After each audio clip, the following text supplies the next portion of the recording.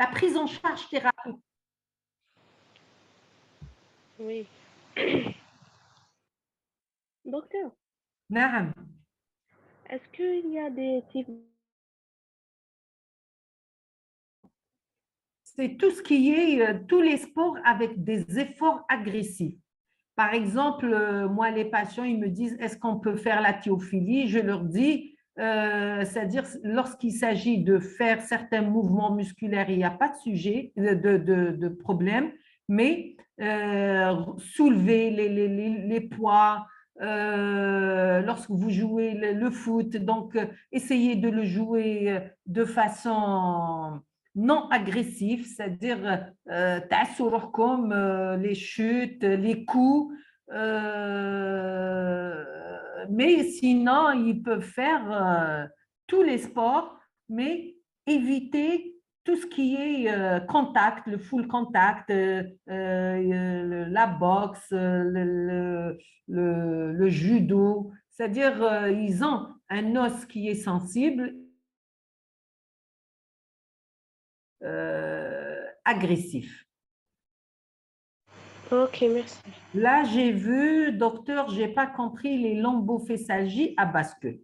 Donc, lombophésalgie à bascule. Lombo, ça veut dire lombaire. Il a des douleurs lombaires. Phésalgie, c'est-à-dire il a des douleurs au niveau des fesses. À bascule, parfois à gauche, parfois à droite. C'est ça le bascule, ça bascule. Est-ce que vous avez compris?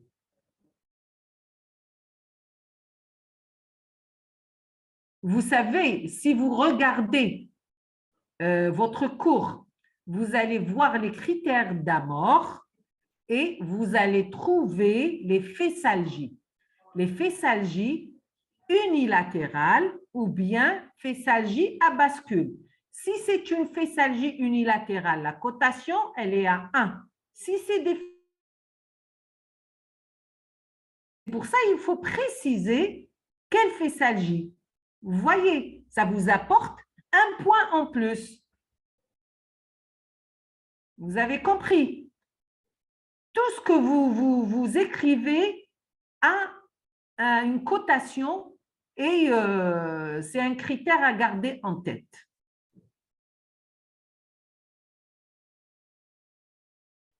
Je n'ai pas compris, c'est quoi les biothérapies? Les biothérapies, c'est les derniers traitements, ils ont été découverts dans les années 2000. C'est des traitements, j'ai vu tout à l'heure que ciblés, oui, ça cible. Qu'est-ce qu'elle cible, ces traitements? Les cytokines pro-inflammatoires. Vous savez, chaque pathologie, elle a des cytokines pro-inflammatoires. Pour la spondylarthrite, parmi les cytokines pro-inflammatoires qu'elle secrète, c'est le TNF-alpha. Donc, c'est les anti-TNF-alpha, c'est-à-dire c'est des produits qui attaquent le TNF-alpha. C'est des produits qui appartiennent au traitement biologique, c'est-à-dire biothérapie. Bio, ça veut dire ça provient de la biologie de la personne. Ce n'est pas des produits chimiques. Vous voyez? Donc, c'est selon ce que cette pathologie secrète comme cytokine pro-inflammatoire. C'est pour cela qu'on a des produits qui sont très ciblés. Par exemple, une autre molécule qui est en plus du TNF, on a une autre cytokine qui est sécrétée, par exemple l'IL6, donc on donne de l'IL6, c'est l'Actemra, c'est le certolizumab. Donc on cible l'IL6, on attaque cette cytokine pro-inflammatoire et donc on diminue l'inflammation. Dans la spondylarthrite, il n'y a pas que le TNF-alpha qui est sécrété. Il y a aussi les interleukines 17. Donc, on a des traitements, mais qui ne sont pas rentrés en Algérie encore. On a aussi les IL-23. Ils ne sont pas encore en Algérie. On a les l'IL-12. Ils ne sont pas encore rentrés en Algérie. Et on a aussi d'autres molécules qui ciblent d'autres cytokines pro-inflammatoires, c'est les anti-JAK. Donc, c'est selon ce que c'est pro-inflammatoire que ce produit est conçu. Pourquoi que c'est quoi conduite à tenir si on a une atteinte périphérique? Si vous avez une atteinte périphérique, le premier traitement des spondyloarthrites, on a dit, c'est les anti-inflammatoires non stéroïdiens. Même si vous avez une forme périphérique, vous donnez un anti-inflammatoire non stéroïdien parce que le patient a mal. Le traitement que vous devez donner dans une forme périphérique, c'est un traitement de fond. Et c'est à vous de choisir, selon votre expérience, soit le méthotrexate, soit la salazopérine, soit le luflunomide. Pourquoi on donne l'anti-inflammatoire associé? Parce que on ne va pas commencer à agir immédiatement. Donc, comment gérer la phase avant? C'est les AINS. Le traitement de fond, il va commencer à agir au-delà de 2 mois à 3 mois. Donc, c'est pour cela qu'il faut donner l'AINS ou bien l'antalgique. Dans la forme périphérique, c'est des atteintes des articulations. Parfois, lorsqu'on a une seule articulation, on peut ne pas donner un traitement de fond. On va traiter localement, on va faire une infiltration locale. Vous voyez, donc tout dépend de votre tableau clinique. Donc, si votre patient ne répond pas à tous ces traitements, c'est-à-dire l'anti-inflammatoire, le local, là, il faut passer au traitement biologique, donc aux anti-TNF alpha. C'est ça la conduite à tenir chez un patient qui a une atteinte périphérique ou bien anthésétique. Les AINS, oui, c'est à la demande. D'autres questions? Il y a certains, je vois, qui n'ont pas lu le cours ou bien ils ne l'ont pas compris. Comment le HLA-B27 est inclus dans la survenue de l'arthrite réactionnelle? Le HLA-B27, il est inclus dans la survenue des spondyloarthrites. Et l'arthrite réactionnelle, elle figure de ce groupe. Et le HLA-B27, à lui seul, ne peut pas donner soit l'arthrite réactionnelle, soit la SPA, soit le rhumatisme pso. Donc, il faut d'autres facteurs. Mais dans les études, qu'est-ce qu'ils ont trouvé? Ils ont trouvé que il y a des patients qui ont le HLA-B27, mais qui ne développent pas la maladie.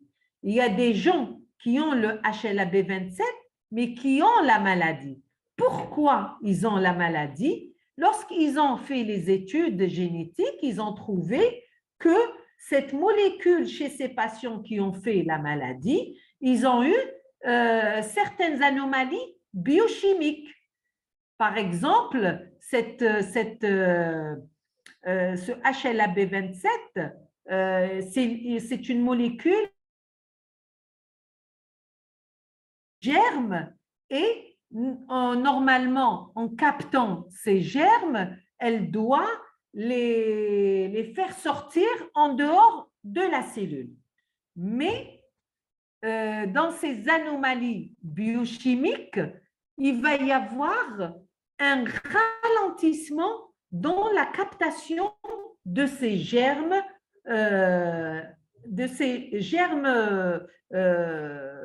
ou bien de ces bactéries.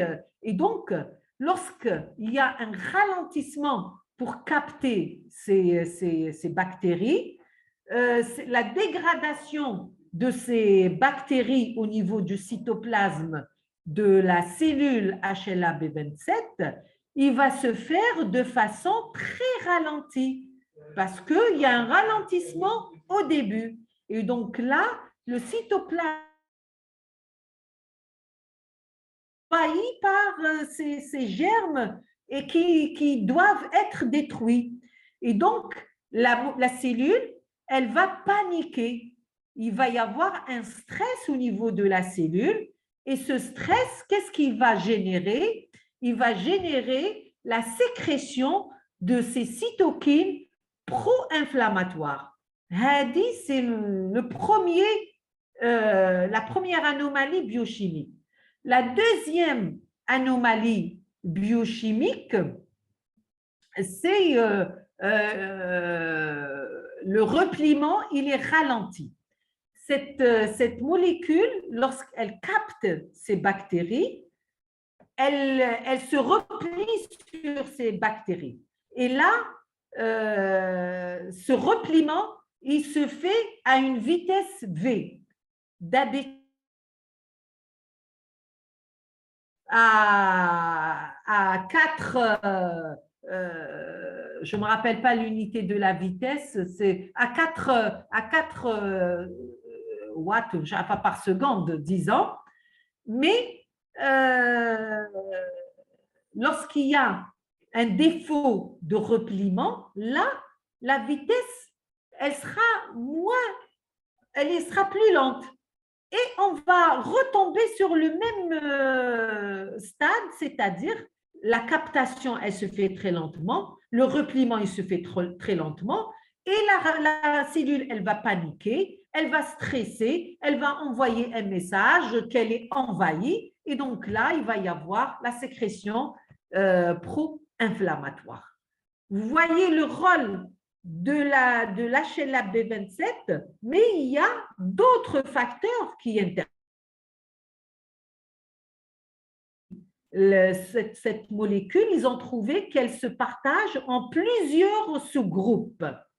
Et les sous-groupes, parmi les sous-groupes, il y a les sous-groupes qui sont protecteurs de la maladie, c'est-à-dire si on a des sous-groupes protecteurs, le patient ou bien la personne ne peut pas faire la maladie. Et si elle a des sous-groupes qui donnent la maladie, donc qui sont prédictifs de la maladie, là, il y a apparition de la maladie.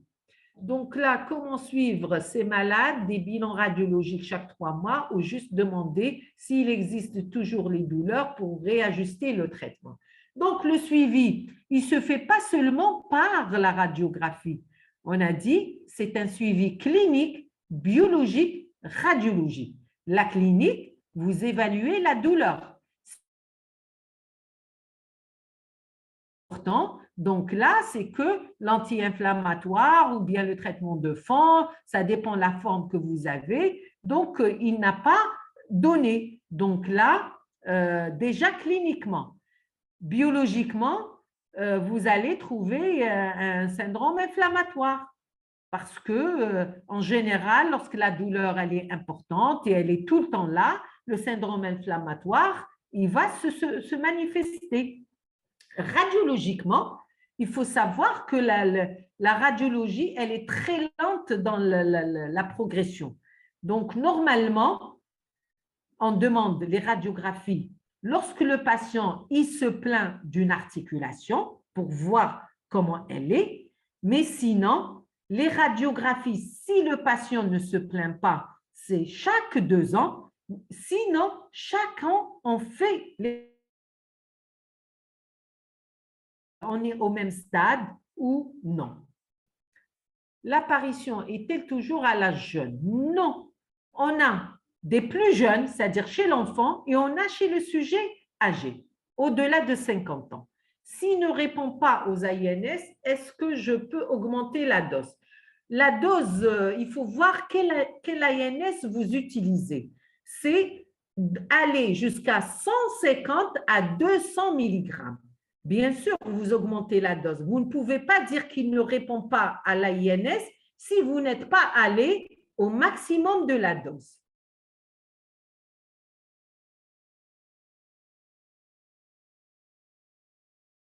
J'attends vos questions. Les étudiants, j'attends vos questions.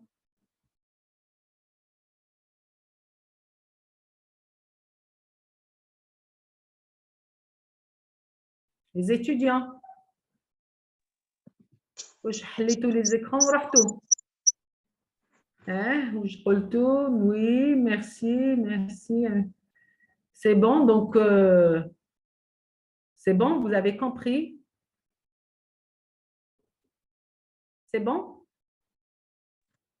Oui, normalement, c'est bon. Si vous avez des questions, n'hésitez pas. De toute façon, dans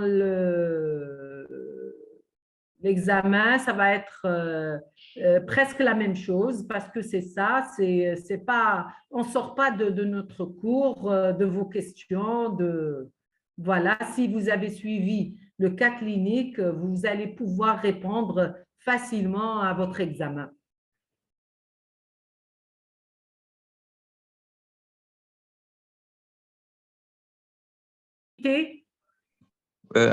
Merci, docteur. Je vous en prie.